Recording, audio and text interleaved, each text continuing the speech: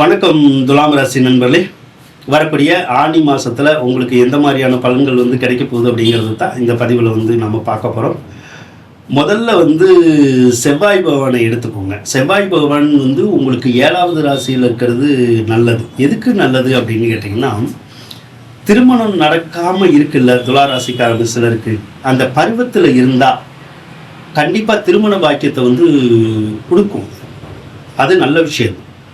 அதே மாதிரி கணவன் மனைவி கருத்து வேறுபாடுகளோடு இருந்தால் அவங்கள சேர்த்து வைக்கக்கூடிய வேலையை அது பார்க்கும்.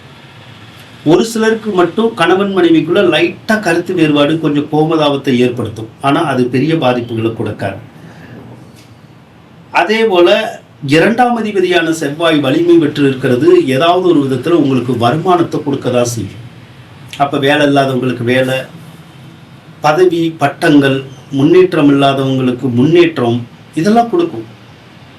கேட்ட இடத்துல கேட்ட தொகைகள் கிடைக்கும். கடன்கள் கேட்டாலும் சரி, வரவேண்டிய பணத்தை கேட்டாலும் சரி, அதெல்லாம் கிடைக்கும். ஆக பொருளாதார விருத்தியை கொடுக்கும். திருமண பாக்கியத்தை நல்லபடியாக செவ்வாய் கொடுப்பார். என்ன, செவ்வாய் 7ல் இருக்கிற போது அது செவ்வாய் தோஷங்கிறனால தற்போதைக்கு ஏதாவது ஒரு வகையில் அந்த கணவன் மனைவிக்குள்ள மட்டும் கொஞ்சம் கோபதாபம் வரும், கொஞ்சம் கணல் தெரிக்கிற மாதிரி பேச்சு வரும். அது ஏற்கனவே வந்திருக்கும் ஒரு சிலருக்கு. அப்படி இல்லைன்னா இந்த ஜூன் 19க்குள்ள அந்த மாதிரி ஏதாவது ஒரு நாளில் வரும். அவ்வளோதான். மாதம் பூரா இருக்காது. ஏதாவது ஒரு நாள் 2 நாள் அந்த மாதிரி வந்துட்டு அது விலகிடும். அடுத்து செவ்வாய் அஷ்டமஸ்தானத்துக்கு தான் ஜூன் 19ஆம் தேதி வருவார். அப்பையும் உங்களுக்கு செவ்வாய் தோசை இருக்கும். அதனால சிலருக்கு அந்த உடம்புல காயம் புண்ணு அந்த மாதிரி ஏதாவது ஏற்படும், உங்களுக்கோ உங்கள் சகோதரர்களுக்கோ. அல்லது ஒரு சிலருக்கு கொஞ்சம் கீழே விழுந்துருவாங்க. அதில் மட்டும் கொஞ்சம் கவனமாக இருந்தால் சரிதான். பொதுவாக போக்குவரத்தில் கவனமாக இருக்கணும் இந்த மாதத்தில், ஜூன் 19க்கு அப்புறம். சரிங்களா? ஒரு சிலருக்கு சொத்து பத்து பிரச்சனைகள் வர்றதுக்கு வாய்ப்பு இருக்கும். ஆனால் இப்போதைக்கு அதை தூண்டுறது நல்லது இல்லை. ஒரு சிலருக்கு சகோதரத்தோட பகை வரலாம். கொஞ்சம் நம்ம அவங்களோட நிதானமாக பேசி பழகிக்கிட்டால் நமக்கு எந்த தொந்தரவும் வராது. சரி, அடுத்து இப்போ சனி பகவானை எடுத்துக்குவோம். சனி பகவான் உங்களுடைய ராசிக்கு 6வது ராசியில தான் இருக்காரு. அப்ப பொம்பளை பிள்ளைங்களை பொறுத்தளவுக்கு ஒரு சிலருக்கு அந்த கர்ப்பம் தரிக்கக்கூடிய நேரம் இருக்கு. ஆனா கவனமா இருக்கணும். கர்ப்பம் தரிச்சாலும் சிலருக்கு அபாஷன் ஆயிரும், அல்லது இந்த ஊமை கர்ப்பம், பொய் கர்ப்பம் அப்படின்னு சொல்லுவோம், அந்த மாதிரி கூட இருக்கும். அதனால கொஞ்சம் கவனமா இருக்கிறது நல்லது. 6ல் சனி இருக்கிறனால ஒரு சிலருக்கு வாகனத்தினால விரயம், வாகனத்தினால கடன் காட்சிகள் அந்த மாதிரி உருவாகிறது கூட ஒரு அமைப்பு இருக்கும். அதனால வாகனம் வச்சிருந்தா கொஞ்சம் கவனமா வச்சுக்கணும். இல்லைன்னா வாகனத்தினால பழுதுபார்ப்பு செலவுகள் அதிகமாயிரும். ஒரு சிலருக்கு இந்த முழங்கால் வலி, முதுகு வலி வரதுக்கூடிய ஒரு அமைப்புகள். அதே போல 5ல் ராகு இருக்கிறனால அது புத்திர தோஷமான புத்திர தோஷம் தான். புத்திர தோஷம்னா குழந்தை பிறக்காதுன்னு சொல்லல, குழந்தை பிறக்கும், ஆனா கொஞ்சம் சிரமத்தோட பிறக்கும். சரிங்களா? அடுத்து ஏற்கனவே பிள்ளைகள் இருந்தால் அந்த பிள்ளைகளோட நம்ம விலகி இருக்கிற மாதிரி வரும். பிள்ளைகளை படிக்கிறதுக்கோ வெளியே அல்லது வேலை பார்க்கறதுக்கோ வெளியூருக்கு நம்ம அனுப்புகிற மாதிரியான ஒரு சூழ்நிலைகள் வரலாம். கொஞ்சம் பிரிஞ்சு இருக்கிற மாதிரி சூழ்நிலைகள் வரலாம். பிரிஞ்சு இருந்தால் பிள்ளைகளுக்கும் நமக்கும் எந்த விதமான கருத்து வேறுபாடுகள் வராது, அல்லது பிள்ளைகளுக்கு நோய் நொடி வராது.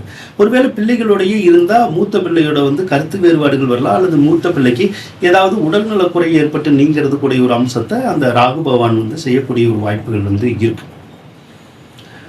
இப்ப சூரியன் அப்படிங்கிறவர் 9வது ராசியில தான் இருக்காரு. 9வது ராசியில சூரியன் இருந்தால் வெளிநாட்டில் உள்ளவங்களுக்கு யோகம் தான். விசா வேணுமா, பிஆர் வேணுமா, இந்த மாதிரிலாம் உங்களுக்கு கிடைக்கும். அது உள்ளது வெளிநாட்டில் இருக்கிறவங்களுக்கு அரசாங்கத்தின் மூலமாக ஏதாவது, அந்த நாட்டு அரசாங்கத்தின் மூலமாக ஏதாவது நன்மைகள் வேணும் அப்படின்னா நீங்கள் முயற்சி பண்ணீங்கன்னா அதை கொடுத்துரும். ஒரு சிலருக்கு வேலையில் டிரான்ஸ்ஃபர் ஏற்படுற மாதிரியான ஒரு சூழ்நிலைகள் வரலாம். அல்லது ஒரு சிலருக்கு வேலை மாற்றங்கள் கூட ஏற்படலாம். ஒரு இடத்துல இருந்து இன்னொரு இடத்துக்கு வேலைக்கு போகிற மாதிரியான ஒரு சூழ்நிலைகள் கொஞ்சம் இருக்கும். 11வது இடத்துல கேது இருக்கிறது நல்லது தான். ஏன்னா கேது பகவான் ஏதாவது ஒரு வகையில், எதிர்பாராத வகையில் நமக்கு வெற்றிகளை கொடுத்துருவார். இப்போ 10வது இடத்துல சுக்கிரன் இருக்கு. அந்த 10வது இடத்துல சுக்கிரன் இருக்கிறது நல்லதானா? நல்லது தான். யாருக்காவது வேலை வாய்ப்புகள் இல்லைன்னா அது கொடுக்கதான் செய்யும். அதே மாதிரி ஜூலை 5ஆம் தேதி சிம்ம ராசிக்கு சுக்கிரன் வந்துடுவார். சிம்ம ராசிக்கு வந்ததுக்கப்புறம் ஆடை ஆபரணத்துறையில் இருக்கவங்க, கலைத்துறையில் இருக்கவங்க, கட்டடக்கலைத்துறையில் இருக்கிறவங்க, பியூட்டிஷியன் மாதிரியான துறையில் இருக்கிறவங்களுக்கெல்லாம் நல்ல யோகத்தை கொடுக்கும், நல்ல வெற்றியை கொடுக்கும். அதே மாதிரி கோர்ட்டு கேஸு, வம்பு வழக்குகள் இருந்தால் நம்மளை ஜெயிக்க வைக்கும், வாழ்க்கையில் முன்னேற வைக்கும். அந்த அமைப்பை சுக்கிரன் கொடுப்பார். இப்போ குரு பகவான் வேற இப்பதான் பயிற்சியாகி உங்களுடைய ராசிக்கு தான் வந்திருக்காரு, சரிங்களா? அவர் 2 விதமாக தான் செய்வார். ஏற்கனவே வேலை பார்த்துக்கிட்டு இருந்தால் வேலை மாற்றத்தை வந்து உருவாக்குவார். தொழில் பார்த்துக்கிட்டு இருந்தால் கொஞ்சம் தொழிலை வந்து கொஞ்சம் டல்லடிக்க வைக்க தான் செய்வார். இப்போ ஏற்கனவே வேலையே இல்லைன்னா கண்டிப்பாக வேலை கொடுப்பாரு, அந்த வேலை நல்லா இருக்கும். ஏற்கனவே தொழில் சரியில்லாதவங்களுக்கு தொழிலை நல்லா ஓட வச்சிடும். அந்த மாதிரியான பலன்களை தான் கொடுப்பாரு. குறிப்பாக வேலை தொழில் அதில் வந்து ஒரு வித மாற்றம், அதாவது நல்ல மாற்றம் அல்லது நமக்கு விரும்பத்தகாத சில மாற்றங்கள், அதை மட்டும்தான் கொஞ்சம் கொடுக்கும். மற்றபடி வேற ஒரு பிரச்சனையும் வராது. ஆனால் கோயிலுக்குளம் போகிறதுக்குடைய ஒரு அம்சம் உங்களுக்கு நிறைய இருக்கும். நிறைய கோயிலுக்கு போகலாம். அடிக்கடி பக்தி தான தர்மம் அப்படிங்கிறது உங்களுக்கு இந்த காலத்தில் ரொம்ப அதிகமாயிடும்.